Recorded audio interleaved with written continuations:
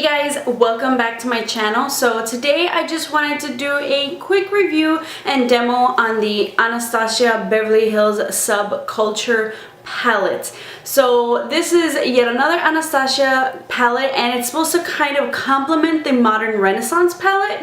I love the Modern Renaissance palette. Definitely one of my favorite go-to palettes for me, or even for like a freelance. I feel like if you just need to come up with a beautiful glam look, that palette just has everything that you need. So I was super excited when the Subculture palette was coming out. It runs for $42 and I couldn't wait for it to, you know, be available at Ulta or Sephora. I had to get it from the Anastasia Beverly Hills site, like most of the palettes, because I love Anastasia palettes. They're some of my favorite palettes. Definitely always just worth the money, the quality and the pigmentation.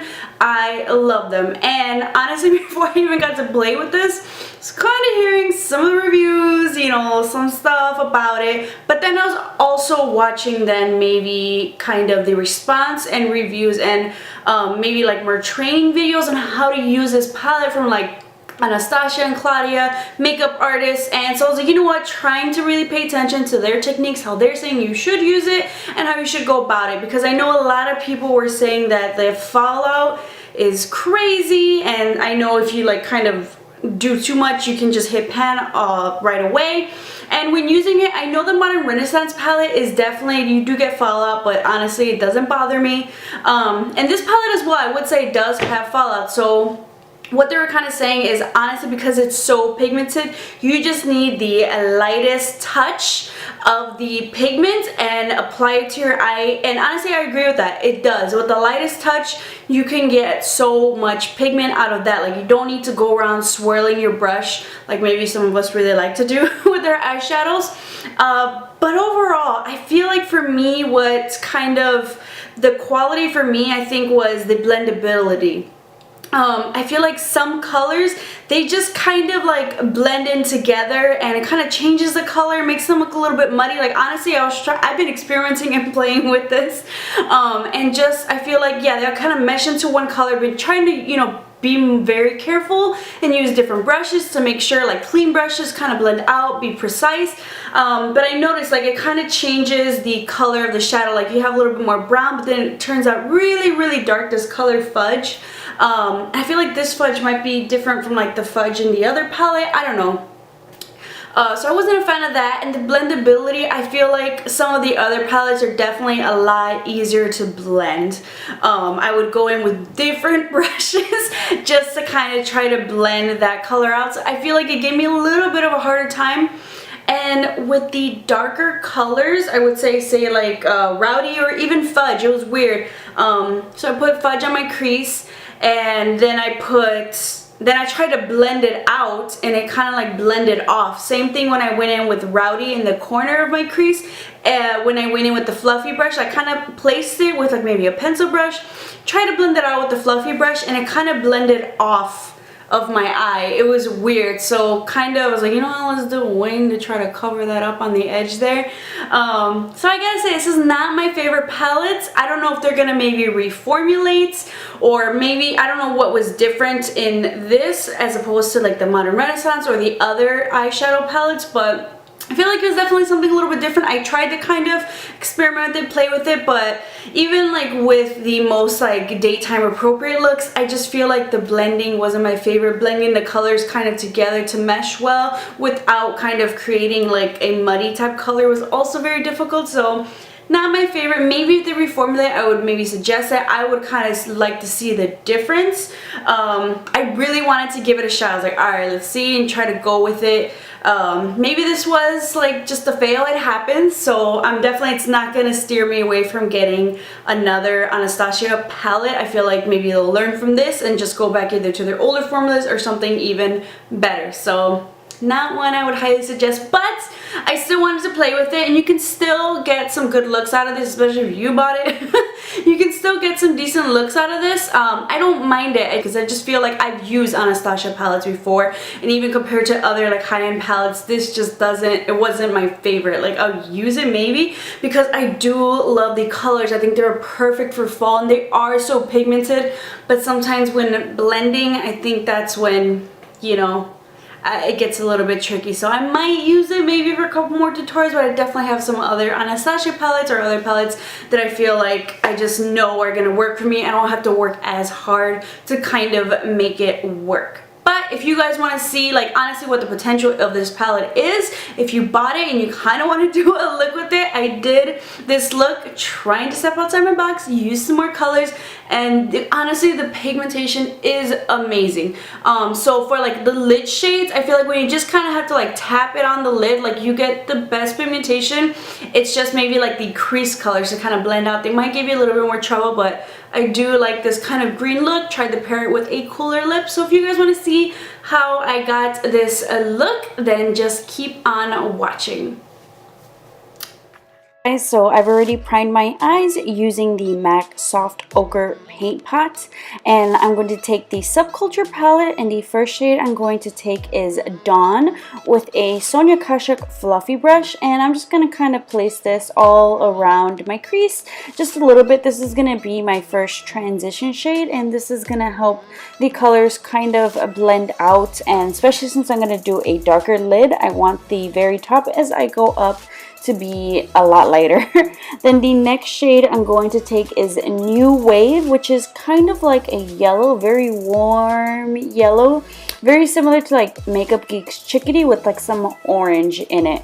And this color I'm just going to place into my crease and just kind of going back in and adding more and more and more. As you can see, I just really want this color to stand out. I kind of just wanted to do a look just with this and like, you know, matte shade on the lid, which I think would have been nice. But I decided to go a little bit crazier. And then the next shade I'm going to take is Fudge. And I'm going to take a Morphe M433 brush. Or actually, I'm actually going in with the Anastasia, the brush that comes in the palette. And I'm taking more of like the pointed side just to kind of place this into my crease more directly. Just to get a little bit more of a precise placement. And because this I want directly into the crease. And then I'm going to flip that brush around and start blending it out. But then I realized, like, let me go back with that Morphe M433 that I was initially gonna go in with to blend that out further, because I was like, okay, I need something a little bit fluffier, something, I feel like the Anastasia brush wasn't helping. So this is kind of like where I struggle. I was like, okay, we need to switch it up with the brushes. Let's see what kind of works better. And I feel like this was kind of working a little bit better for me. And then just to kind of clean up the crease, carve it out so I can get like a nice like lid space, and to kind of bring back like that lid to make it a little bit more, whatever color I put on top is going to be more potent, more pigmented, have it stand out a little bit. This is just concealer I'm using, and you can use any concealer. You can even use the primer if it's like a nice like pigmented one. But just take your time, carve out the crease, and if you want you can go all the way out to the edge, but I kind of wanted to keep it smoky. So this especially is good if, say, you already don't have a lot of lid space to work with. And then I'm going to go in with the shade Destiny and a MAC 242 brush. And I'm going to start packing this shade on my lid. But by adding that concealer, like, this just helps that shade stand out even more and keeps it from like kind of blending together with the rest of the colors and giving you like that muddy effect. So, but normally I would maybe even go in with like a white shadow base or black shadow base to help this stand out. But on its own, like, that is freaking pigmented. So you can just add it to the consistency that you want. And then going back in with that Morphe M433 brush, and I'm just gonna like lightly blend out the edges, just so you know you don't have any harsh lines, and it just kind of, you know, brings everything together. Then I'm gonna go in with the shade Rowdy, which is kind of purple, but it comes out dark when kind of mixing it in with the other colors. And this I'm just gonna add to like the lower outer part of my eye, like the mini V, just because when you blend it out, I don't want it to be too crazy. So with the pencil brush, I'll go in with that precision. Especially if you have smaller eyes, I would definitely say go in with the pencil brush first, just to kind of direct where you want that color, and then go in with a blending brush, and it'll be more precise for you. And here I'm going in with another clean blending brush, and blending out that edge as well as the rest of my crease, and just kind of fading out the colors. So once again, we don't have harsh lines. And take your time with blending and try to be precise with the blending as well. Don't try to go all over the place. Do small little circular motions, do back and forth. and just kind of blend that color, but kind of keeping its placement. Take your time, it takes a while. And then I'm just going to go in with you can go with the makeup wipe, or I'll go in with baby wipes, especially since I do so many tutorials. This is a lot cheaper. And I'll just kind of wipe off any excess. With this palette, definitely I would say, you know, skip foundation, do it after. For the foundation, I'm going to use the Becca foundation. I forgot the name of it already. The Aqua Luminous Perfecting Foundation. I brought this bad boy out and I missed it so much. Just adding that, and I'm going to blend it out with the Beauty Blender. If you want more coverage, you can definitely go in with the stippling brush, but with the Beauty Blender, and I'll probably add like 2 layers for the coverage that I want. If you want really like coverage, definitely just add 1 layer of this foundation. And it's looking a little funky, but smoky eyes, honestly, not till the end does it look really, really great. So stick with me. Even if you're doing like a smoky eye on yourself, don't give up until the very end, and it all comes together once all the makeup is together. For my concealer, I'm going to use the new Colourpop No Filter Concealer, and I got mine in the shade Light 20. I'll link down below the review and demo I did of this concealer in case you guys are interested. I'm not sure if it's sold out or if they need to restock, but I definitely really like this foundation. So if you concealer. So if you guys want to know a little bit more about it and see if it's like the type of formula you might like, definitely check it out. I really love it, and I like this shade for my skin tone right now, especially since I'm a little bit more on the tan side. This is a tan for me, yes. I didn't get as tan this year as I did last year. Last time I was playing Pokemon Go, so I got really tan.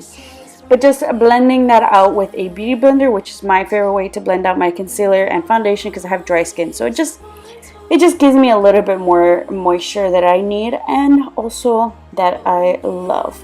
But yeah, and then this, you can also kind of clean up the edges of your makeup with the concealer after. So I like to do that as well. Then I'm going to take my Wet n Wild contouring palette, and I'm just taking the highlighting, the matte highlight side, and I'm just going to set my concealer. Really great, affordable setting powder. And the other side, I actually switched brushes because this is part of my demo part for my Colourpop for their makeup brushes, and so this is their small fluffy brush, which I also recommend. Then I just quickly filled in my brows with my L'Oreal Brow Stylist Shape and Frame, and now I'm going to take the NYX. This is their matte liquid liner. I love matte liquid liners, and NYX is definitely one of my favorite liquid liners. So just quickly doing a wing, nothing too intense. Definitely on my lid, I don't want to bring it up too much because I want to kind of have the green stand out. Then I'm going to go in with Koko lashes in the shade Goddess. Love these so much. And I'm just setting my face very lightly with my MAC's Mineralized Skin Finish Natural and a dual fiber brush because I just want to lightly set. Then I'm going to take the Colourpop, their bronzer and After Party, and their new angled brush. Also, check the video down below if you're curious about those products. But I really like these, so I'm definitely on the market to pick up some more other products. You can see a lot of Colourpop products because if you've noticed in my other video, this is the makeup look I was doing. And I try to do is like, you know, put in so many videos in one day if I can, just because I do work full time. So if I can do 2 videos in one day or 3 videos in one day, that's normally what I do. So if you'll see me in the same makeup, that's probably why. We got to be efficient so I can get up as many videos for you guys as possible. It's all strategic. It's all strategic. But just blending out that bronzer, and then I'm going to go in with the Colourpop, their new highlight and their new fan brush. The highlight I picked up is in Here Kitty Kitty, which is, I think, is really great for like my skin tone.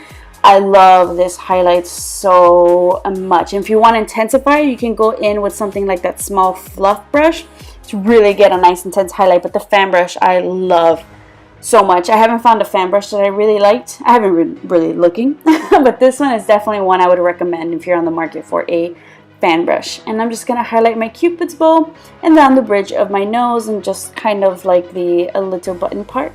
Then I'm going to take the L'Oreal Voluminous Smoldering Liner, and I'm just going to place this on my top lash, inner lash line, just so that you can't see like my skin, and then it just blends well with the lashes. And then I'm going to do my lower waterline as well. You can choose brown, you can choose a nude, but I was going smoky. I'm definitely trying to do some more color for you guys. Step outside my box, and this palette is definitely perfect for that. And then I'm going to go in with the shade Destiny again. this is like, I'm never really into like army greens, but I think this is a really pretty shade for the eyes. I definitely feel like if anything, I'll probably use this palette for like lid shades, because for the lid shades I feel like they're perfect. And then I'm going to go in with fudge as well and a flat shader brush just to kind of line and define my lower lash line. Then I'm going to take Bellisimo bronze blush from Milani and just add that to my cheeks. I definitely didn't want to go with anything with too much color, so this is like a nice bronzy shade so you don't distract too much for the eyes, because we have a lot going on with the eyes. So everything around the face, kind of keep it somewhat neutral. Like peach would have been too peach and pink would have been too pink. Then I'm just going to go in with that same dual fiber brush, no additional product, and just blend everything out and together. Then I'm going to line my lips with NYX Sandstorm Lip Liner.